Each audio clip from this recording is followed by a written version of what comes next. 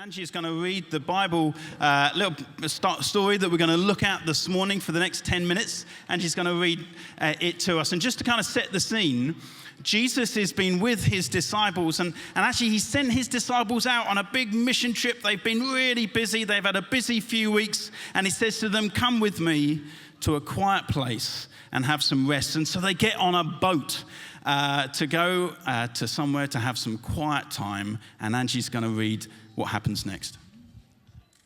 So this is from Mark 6. So they went away by themselves in a boat to a solitary place. But many who saw them leaving recognized them and ran on foot from all the towns and got there ahead of them. When Jesus landed and saw a large crowd, he had compassion on them because they were like sheep without a shepherd. So he began teaching them many things. By this time, it was late in the day. So his disciples came to him. "This is a remote place," they said, "and it's already very late. Send the people away so they can go to the surrounding countryside and villages and buy themselves something to eat." But Jesus answered, "You give them something to eat." They said to him, "That would take more than half a year's wages. Are we to go and spend that much on bread and give it to them to eat?" "How many loaves do you have?" he said. "Go and see." When they found out, they said, 5 and 2 fish. Then Jesus told them to make all the people sit down in groups on the green grass.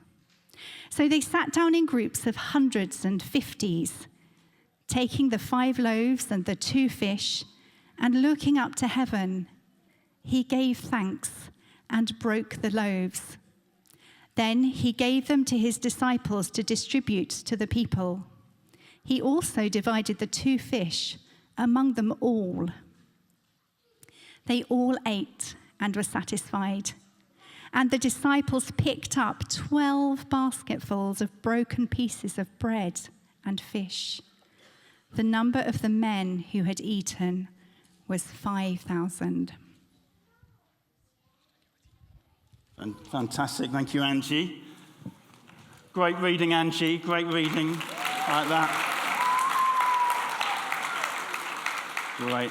At the end of this service, it's already been mentioned, we are going to have Hannah Miles ice cream.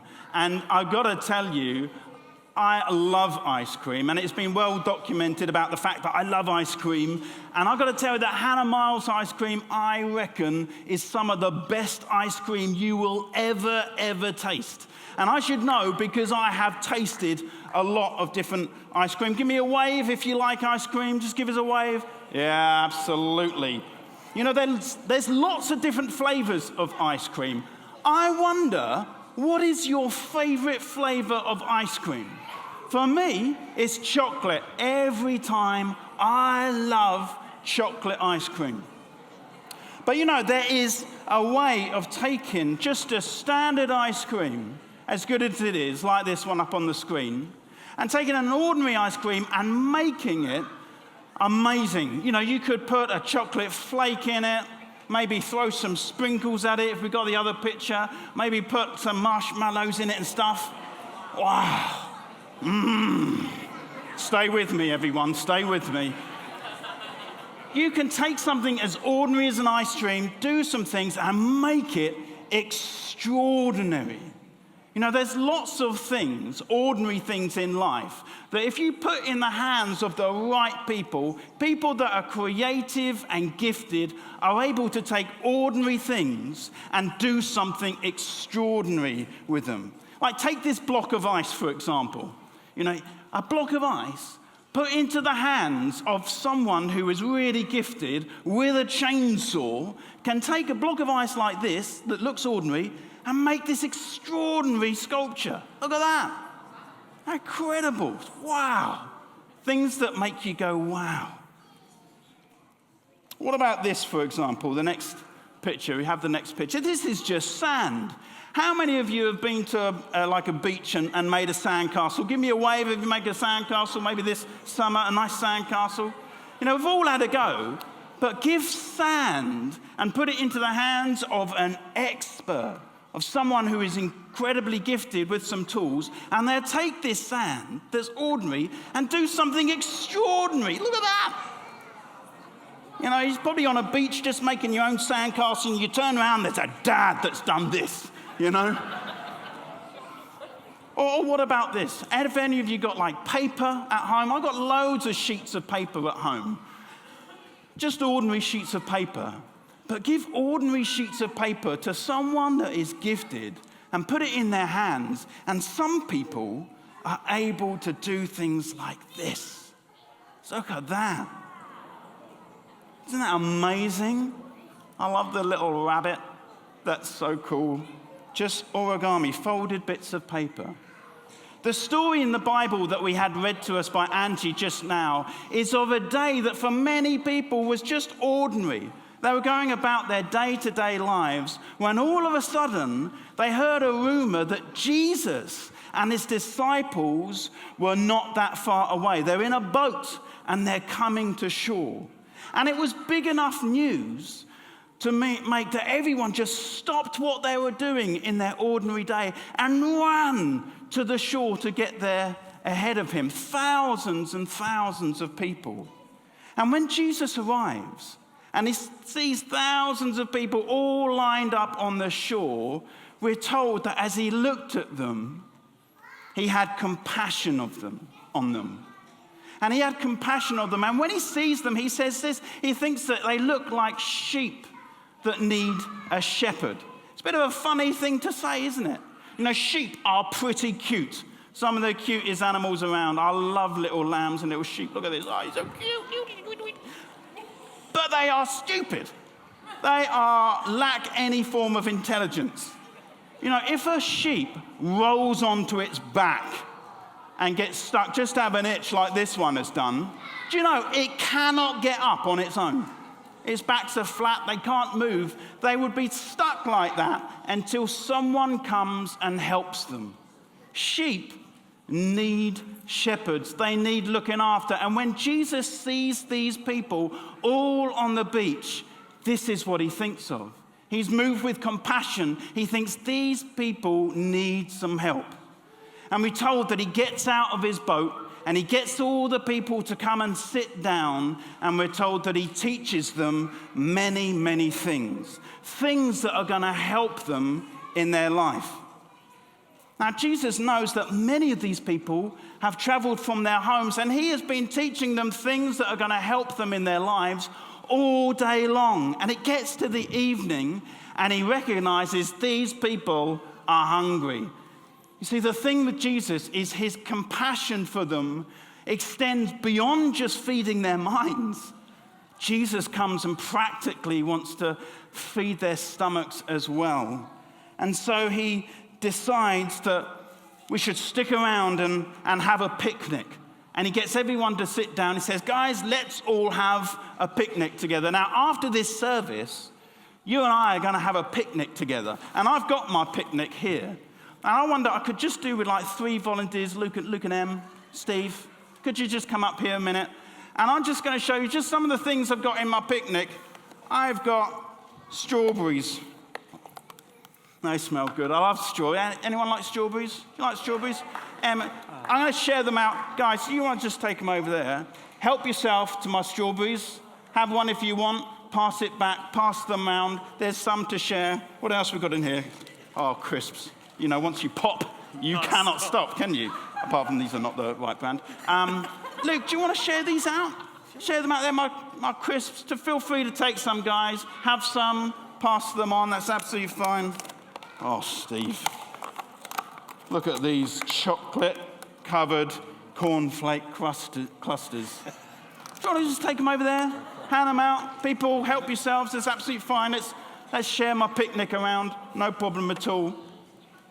You know, when Jesus decided to invite everyone to stay to have a picnic, he asks his disciples, guys, like, what have you got? And it says that they came up to him and they said, we have got 5 loaves and 2 fish. That's all they had. Now, this story that we read in the Gospels is actually a story that we read in every single one of the 4 Gospels. Matthew, Mark, Luke, and John. It's there in all 4 Gospels. And in one of the accounts, it says that a young boy brought his packed lunch to the disciples and gave them the disciples. So it's a little boy's packed lunch. There were 5,000 men, plus women and children as well. So we reckon there was like 8,000 to 10,000 people there. How are we getting on distributing my picnic, by the way, guys? Is everyone, how are my strawberries getting on? Have people had them? How many have we got left? Are there many left? Has everyone had some of my picnic? No? What? Are they gone already? And people are still hungry? You see, the problem is an ordinary picnic in ordinary hands is not very extraordinary. It doesn't do anything much. But Jesus is different. And he takes an ordinary picnic. And because he's different, he is able to do something impossibly extraordinary. And he breaks the bread.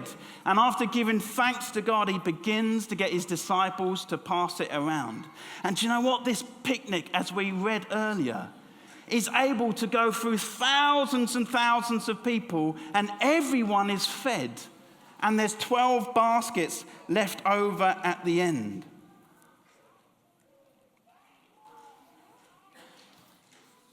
An ordinary picnic made extraordinary.